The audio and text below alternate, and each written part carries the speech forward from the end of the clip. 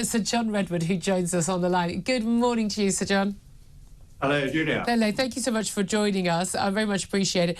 Lots I want to talk to you about where we are in the world of politics. But just first, about Keir Starmer's saying that basically he believes that working from home is good for productivity, and this culture of presenteeism, his spokespeople have said, is bad for productivity. They're right about the presenteeism thing, aren't they? Because that's a really Anglo-American thing. Just, you have your, you're in the office all the time, doesn't matter what you get done. Places like Germany think people are insane for still being in the office after 5 p.m. But is working from home the solution to the country's productivity problem?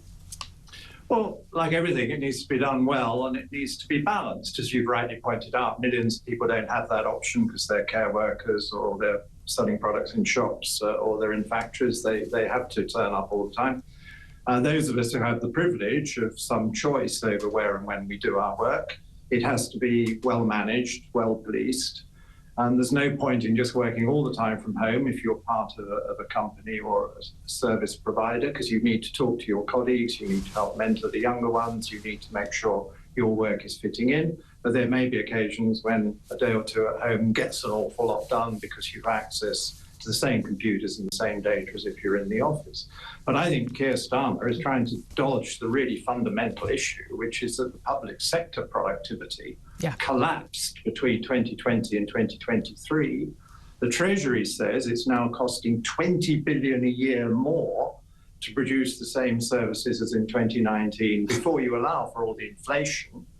If you do the numbers based on the ONS underlying numbers, it's actually 30 billion extra cost. Wow. And what is Keir Starmer going to do about that? That's one of the reasons why there are budget pressures. It's costing so much more to do the same as in 2019. And we've seen a absolute flat line. Maybe that civil servants aren't coming into the office enough. I think senior civil servants on good salaries ought to come into the office and be available for ministers and to work on a productivity boosting program. And not booking a Zoom call tomorrow for 45 minutes as opposed to just being able to pop by the desk and go, oh, hi, I just wanted to talk to you about this, John. And just that simple, quick, easy conversation, exchange of information or ideas, and then everyone getting on with it as opposed to everything sitting there waiting. And we can see, can't we, that there's an impact because we know that there's, if you look at the graphs, absolute flatlining of productivity. In fact, over the last 20 years, it goes up about a bit, but overall flatlining, whereas productivity in the private sector has really improved. And it's extraordinary that with all this new technology we have, which should allow us to do a lot of things much more quickly,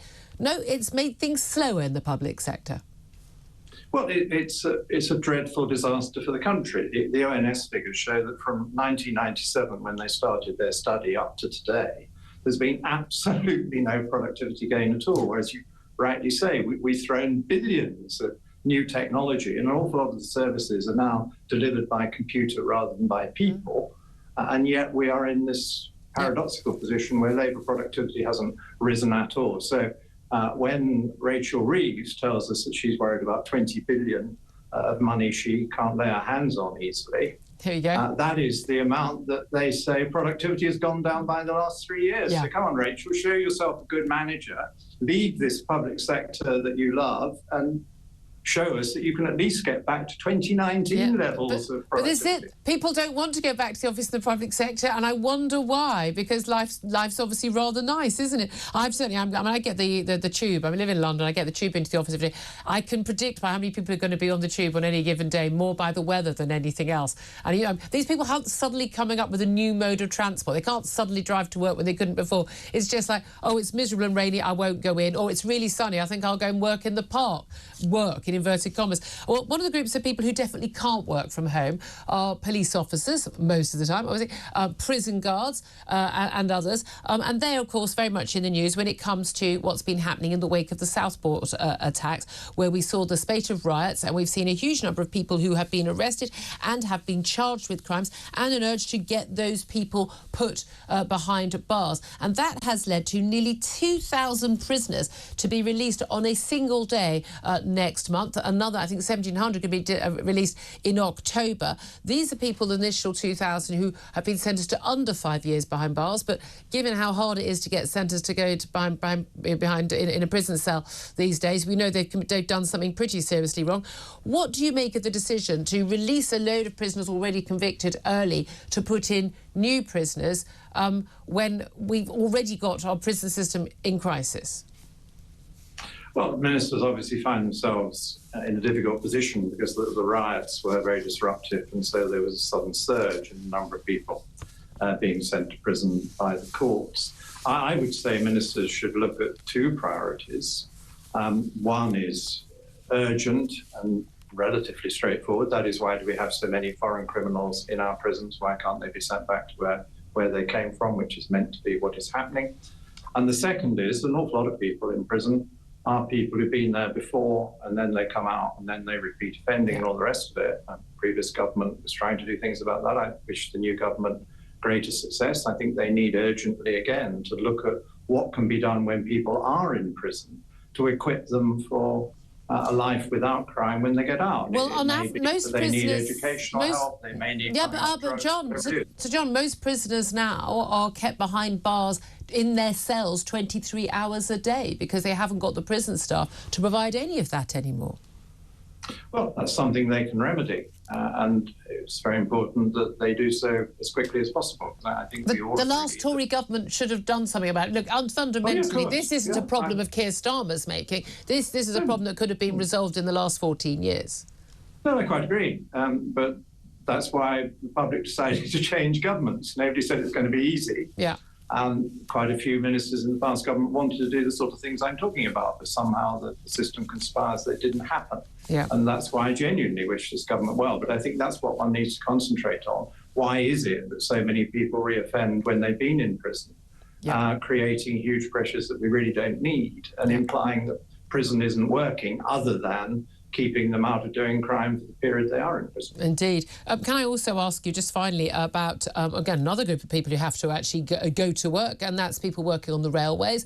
We saw that pay deal for train drivers the other week, and just over 14% over 3 years.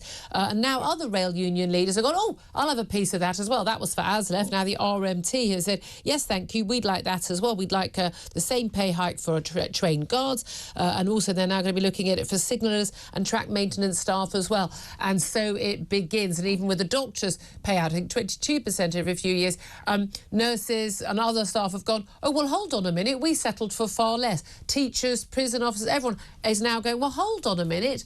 Well, why have they got a pay deal way higher than what we've got? Are we just starting down yet another big cycle of strikes? Well, it looks like it, and it's very worrying, because what they should have done is negotiate something for something pay deals. I think particularly the junior doctors, they're underpaid.